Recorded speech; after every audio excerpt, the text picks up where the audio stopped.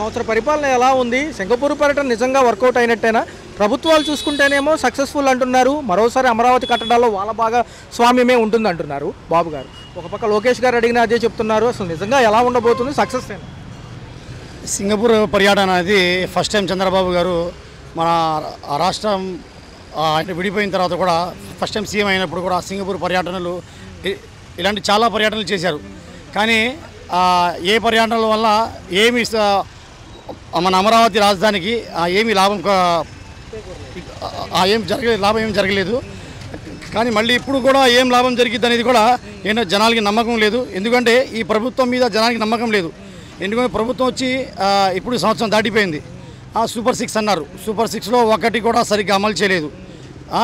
ఇప్పుడు ఎన్నో హామీలు ఇచ్చారు, ఒకటి కూడా హామీ ఇప్పుడు ఏం జరగలేదు. కాబట్టి ఈ ప్రభుత్వం మీద జనాలకి ఉన్న పాజిటివ్ పోయి నెగిటివ్ వచ్చేసింది. విజయవాడకి మెట్రో శాంక్షన్ అయింది, టెండర్లు పిలుస్తామంటున్నారు. ఒక 10 ఏళ్ళ సమయం పట్టిద్ది అనేది ప్రజల వాదన. నిజంగా 3 ఏళ్లలో కట్టగలరా? అసలు టెండర్లోనే రావాలిగా ముందు.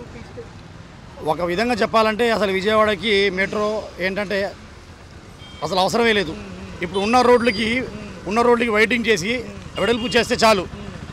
మళ్ళీ ఇదే ఇరుకు రోడ్లలో మళ్ళీ మెట్రో తీసుకొచ్చి మళ్ళీ ఇంకా ఇరుకు తీసుకొచ్చి మళ్ళీ ఇంకా జనాలు ఇబ్బంది పెట్టడం తప్ప ఈ మెట్రోతో జనాలకి లాభమే లేదు. ఇప్పుడు మేము చూసుకుంటే కూడా ఇప్పుడు చాలా ఆర్టీసీ బస్సులు కూడా ఖాళీగా వెళ్తున్నాయి. మళ్ళీ మెట్రో ఎందుకు అర్థం కావట్లా. మన విజయవాడకి మెట్రో అవసరమే లేదు అసలు.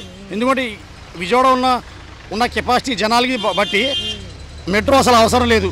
అది ఇప్పుడు హైదరాబాద్ సిటీ అంటారా, ఢిల్లీ, ముంబై, చెన్నై అంటారా, అది మెట్రో సిటీస్ కాబట్టి అక్కడ జనాలు ఎక్కువ ఉంటారు. కాబట్టి అక్కడంతా పెద్ద పెద్ద సిటీస్ కాబట్టి అక్కడ అవసరం. కానీ ఇప్పుడు అవసరం లేదు. బంగ్లా సెంటర్ దగ్గర ఏదైతే పాత బస్ స్టాండ్ ఉందో ఆ ఏరియాకి సంబంధించి అక్కడ ఖాళీ చేపించేస్తున్నారు. ఇబ్రహీంపట్నం తరలించి అక్కడ లూలు మాల్కి పర్మిషన్ అంటున్నారు. 300 మందికి ఉద్యోగాలు ఇవ్వచ్చు అనేది ప్రభుత్వ కూటమి వాదన. ఎలా అనిపిస్తుంది? కానీ ప్రభుత్వ స్థలాలు పప్పు బెల్లాల రేట్లకు అమ్ముతున్నారు అనేది మాజీ ప్రభుత్వాల వాదన. ఎలా ఉంది? ఇప్పుడు లూలు మాల్ అనేది అదొక కార్పొరేట్ సంస్థ. దానికి విజయవాడ సిటీలో ప్రభుత్వం స్థలం ఇవ్వడం అనేది అది కరెక్ట్ అంశం కాదు. అది కాకుండా వేరే చోట్ల చాలా చోట్ల ఉన్నాయి స్థలాలు, ఖాళీ స్థలాలు ఉన్నాయి. అలాంటి చోట ఇచ్చిన పర్లా సిటీ బయట కూడా ఇవ్వచ్చు. లూలు మాల్ అనేది సిటీలో ఉండాలనేది కాదు, సిటీ బయట కూడా ఇవ్వచ్చు. అది కూడా విజయవాడ చెప్పాలంటే పెద్ద సిటీ ఏం కాదు. ఎక్కడిచ్చినా విజయవాడ ప్రజలకు అందుబాటులోనే ఉంటుంది. కానీ అలాంటిది ఏంటంటే ఇప్పుడు ప్రభుత్వం ఉన్న స్థలాన్ని ఖాళీ చేసి దానికి ఇవ్వడం అనేది అది కరెక్ట్ కాదు. ప్లస్ అంటే తక్కువ రేట్లో ఇవ్వడం అనేది కరెక్ట్ కాదు. జగన్మోహన్ రెడ్డి గారు మొన్న నెల్లూరు పర్యటన నిమిత్తం కూడా ఆంక్షలు పెట్టారు, ప్రజా సమీకరణలు వద్దన్నారు, లిమిటెడ్ పర్మిషన్స్ ఇచ్చారు. కానీ జనం చూస్తే చాలా ఎక్కువ మందే వచ్చారు. వచ్చిన వాళ్ళ మీద కూడా కేసులు బనాయిస్తోంది ఇప్పుడున్న ప్రభుత్వం. ఎందుకంటారు, దేనికంటారు? ఇప్పుడు జగన్మోహన్ రెడ్డి గారికి ఏంటంటే జనాల్ని చూసి ఈ ప్రభుత్వం ఓర్వలేక ఈ విధంగా ఏంటంటే ఈ విధంగా చేస్తున్నారు వాళ్ళు.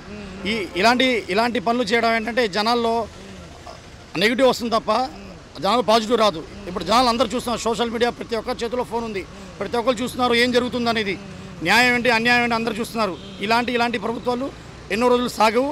అక్కడ సాగిన తర్వాత కూడా వచ్చే ప్రభుత్వం జగన్మోహన్ రెడ్డి ప్రభుత్వం అని కూడా మనం చెప్పచ్చు. ఈ మధ్య ప్రజా దర్బార్ పేరుతో ముఖ్యమంత్రి గారు ప్రజల్లోకి వెళ్తున్నారు. నిన్న జమ్మలమడుగు నియోజకవర్గంలో పెన్షన్ పంపిణీ విధానంలో వచ్చారు. చేనేత కార్మికులకేమో 500 యూనిట్ల వరకు కరెంట్ ఫ్రీ అంటున్నారు. ఈ యొక్క చేతి వృత్తి పనుల వాళ్ళకు కూడా సహాయం అందిస్తామంటున్నారు.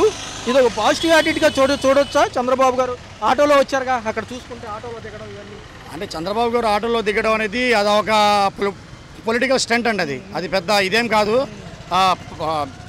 ఆ విధంగా చూసుకుంటే ఎంతోమంది రిక్షాలో వచ్చిన వాళ్ళు ఉన్నారు, సైకిల్ మీద వచ్చిన వాళ్ళు ఉన్నారు, నడిచి వచ్చిన వాళ్ళు ఉన్నారు. ఆటోలు రావడం పెద్ద ఇది కాదు.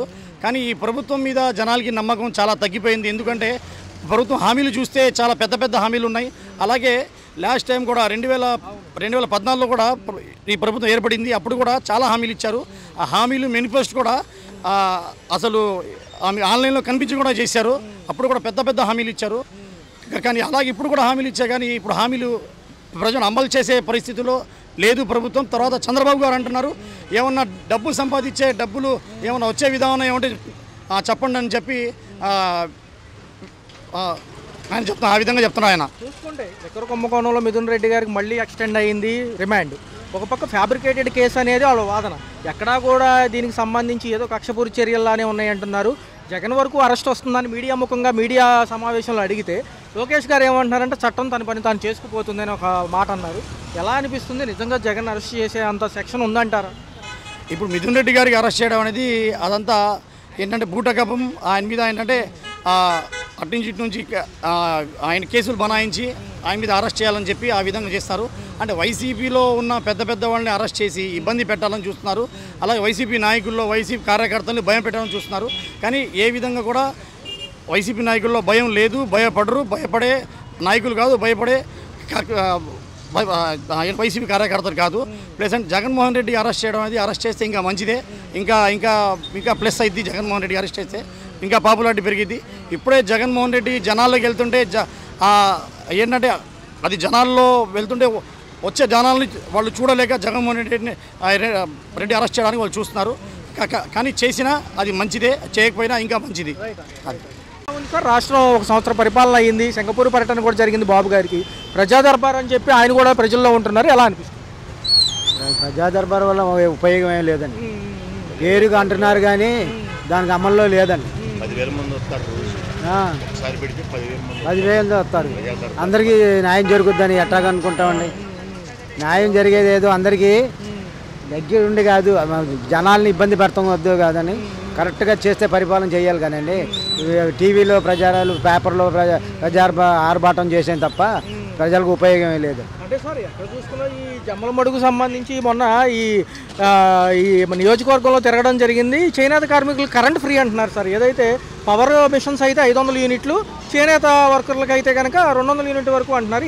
ఎలా ఉంది? ఏమంటే వాళ్ళు చేనేత వాళ్ళకి వ్యాపారం లేదండి. ముడి సరుకు వాళ్ళు సేల్ అవుతేనే కదా కరెంటు వాడేది. ఉచితంగా చెప్పేసేస్తే వాళ్ళకి ఏదో మభ్య పెట్టేసి జనాలకి ఏదో ఇస్తున్నాను, అది ఇస్తున్నాను, ఇది ఇస్తున్నాను అంటున్నారు కానీ ఇంతవరకు ఇచ్చింది ఏం లేదండి. అదేంటంటే వాళ్ళకి ఏదో ఒకటి లింకు పెడుతున్నారు, అది లేదు ఇది లేదని. అసలు వాడికి న్యాయం జరగట్లేదండి. మాజీ ప్రభుత్వం పడగొట్టింది, మేము నిలబెడతాము గట్టిగా ఈసారి అని ఆయన వాదన. చాలా కష్టంతో కూడిన సింగపూర్ పర్యటనలు మళ్ళీ కంపెనీలు ఒప్పించామంటున్నారు.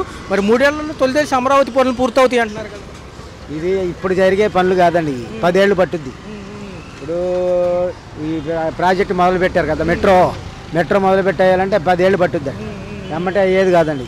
చూస్తే టెండర్లకు పిలిచామంటున్నారు. ఈ జియోగ్రఫిక్ లొకేషన్ కరెక్టేనా? విజయవాడలో ఆల్రెడీ బాగా కంజెస్టెడ్ ఏరియాలు ఇవన్నీ చూసుకుంటే మొత్తం మెట్రో అంటే ఇప్పుడు ఆల్రెడీ ఫ్లైఓవర్ అన్నీ ఉన్నాయి కాబట్టి ఏదైనా ఇబ్బందిగా కూడుకున్న విస్తరణ ఉంటుంది అంటారా మళ్ళీ మెట్రోకి? ఫ్లైఓవర్ అంటే పూర్తిగా వేయలేదండి, ఏదో పేరుకి ఏదో అప్పుడు ఏదో ఒక సగం కట్టి వదిలేశారు.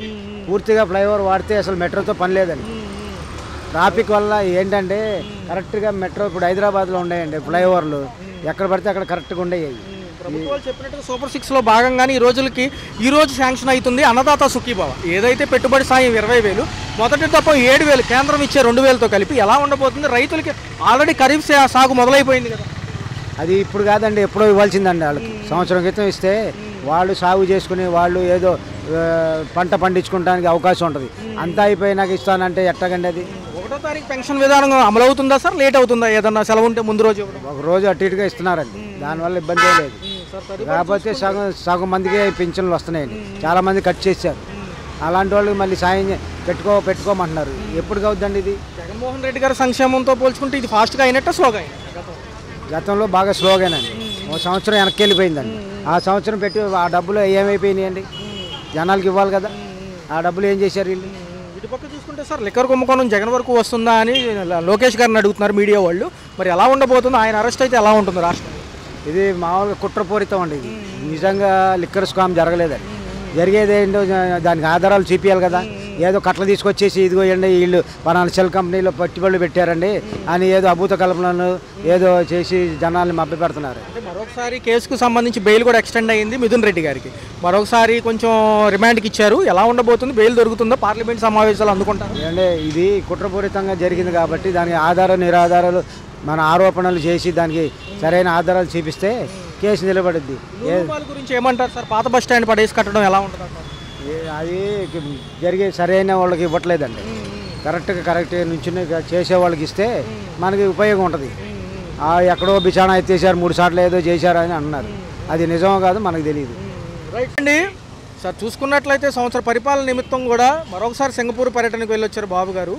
ఎలా అనిపిస్తుంది? అందులో నిన్న 1వ తారీఖు పెన్షన్ పంపిణీ టయానికి ఇక్కడే ఉన్నారు. ఎలా ఉంది ఈ రెండు? ఎలా అనిపిస్తుంది? ఇప్పుడు దేశంలో ఒక అస్థిరత్వమైన పరిపాలన జరుగుతుంది. ఏ పార్టీ చూసుకున్నా వాళ్ళు వచ్చి మేము ఇది చేస్తాం, వీళ్ళు వచ్చి మేము ఇది చేస్తాం అంటమే తప్ప ప్రజల సంక్షేమాన్ని పక్కన పెట్టేసి, అభివృద్ధిని పక్కన పెట్టేసి వాళ్ళ యొక్క పాలసీల్లో వాళ్ళ యొక్క విధానాల్లో వాళ్ళు వెళ్తూ ఉన్నారు. కానీ ఒక విషయం ఏదైనా సరే బలహీన వర్గాలు అట్టడుగు స్థాయిలో ఉన్న ప్రతి మనిషి సుఖంగా సంతోషంగా సంక్షేమంగా బ్రతకగలిగిన రోజే ఈ దేశంలో నిజమైన అభివృద్ధి నిజమైన సంక్షేమం అని చెప్పి మనందరం దాని గురించి అటువంటి పరిపాలన రావాలని చెప్పి ఎవరు వచ్చినా సరే ఎవరైనా కావచ్చు ఏ పార్టీ అయినా కావచ్చు ఎవరైనా నాయకులు మారవచ్చు కానీ ప్రజల యొక్క స్థితిగతులు మారట్లేదు. కాబట్టి ఒక్కసారి వెనక్కి తిరిగి చూడండి. మేము అది చేసాం ఇది చేసాం అని చెప్పి చెప్పడం కాదు. సో ప్రజల యొక్క సంక్షేమాన్ని అభివృద్ధిని దేశ అభివృద్ధిని ఒక్కసారి జ్ఞాపకం చేసుకోవాలని మన రాష్ట్ర పరిస్థితి చూసుకుంటే ఎలా ఉంది సార్? ఈ కంపెనీలు మళ్ళీసారి వస్తాయంటున్నాయి. మరొకసారి కన్స్ట్రక్షన్స్కి సింగపూర్ కంపెనీలకే ఆస్కారం అనేది బాబు గారి వాదన. ఎలా అనిపిస్తుంది? వాళ్ళు ఒప్పుకున్నట్టేనే దాదాపు. ఏమండి సింగపూర్ కంపెనీలు ఒప్పుకున్నాయని వీళ్ళు అంటారు, ఒప్పుకోలేదని వాళ్ళు అంటారు. అవి వచ్చి ఇక్కడ మొత్తం దాన్ని ఎస్టాబ్లిష్ చేసి వాటిని స్థాపించినప్పుడే ఇక్కడ ప్రజలకి ఉపాధి కల్పనలు చేసి దీన్ని డెవలప్ చేసినప్పుడే అది నిజంగా అభివృద్ధి పురోగతిలో వెళ్తుందని చెప్పేసి మనం అనుకోవచ్చు. ఏది ఏమైనా సరే ఇంకో ఎకరాలు ఎన్నో వేల ఎకరాలు కావాలని చెప్పి అంటాం. ఇవన్నీ ఏమండి అభివృద్ధి చేయటం మంచిదే కాదనే ఎవరు అనరు. కానీ 3 పంటలు పండే భూమి అది శివరామకృష్ణ కమిటీ ఆల్రెడీ ఇచ్చింది. అప్పుడు టీడీపీ హయాంలోనే ఇది కల్టివేటెడ్ ల్యాండ్. మన భావితరాలకు మనం ఏం ఫుడ్ పెడతామండి? మనం ఆహారం పెట్టాలి కదా.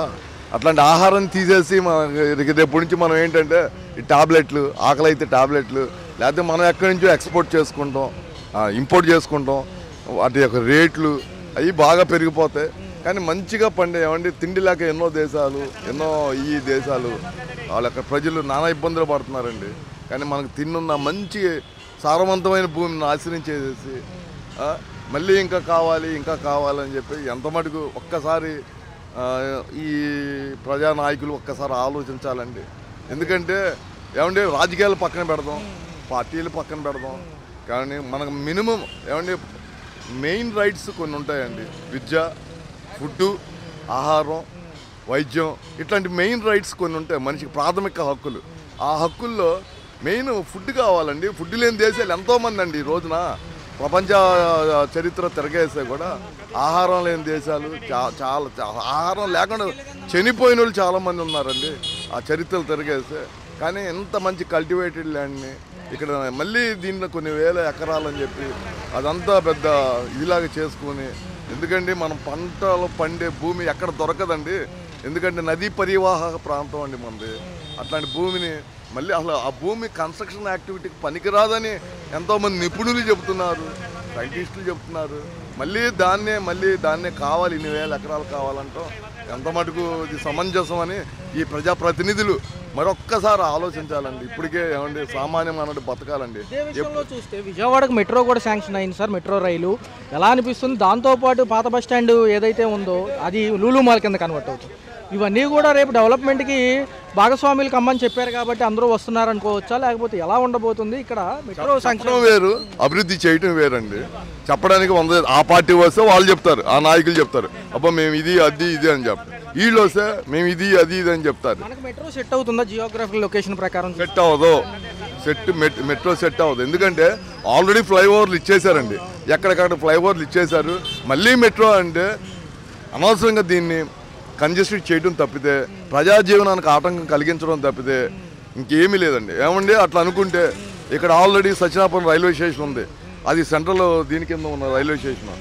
మరి అట్లాంటిది ఈ ప్రజాజీవనానికి అడ్డంకి వస్తుందనే కదా ఆ రోజున తీసేసి అటేపు ఎక్కడో ఇచ్చేశారు. మళ్ళీ ఇప్పుడు మెట్రోని తెచ్చి ఈ మధ్యలో సిటీల్లో పెట్టేసి ప్రజాజీవనాన్ని కంజెస్టెడ్ చేయడం తప్పితే ఏమీ లేదండి.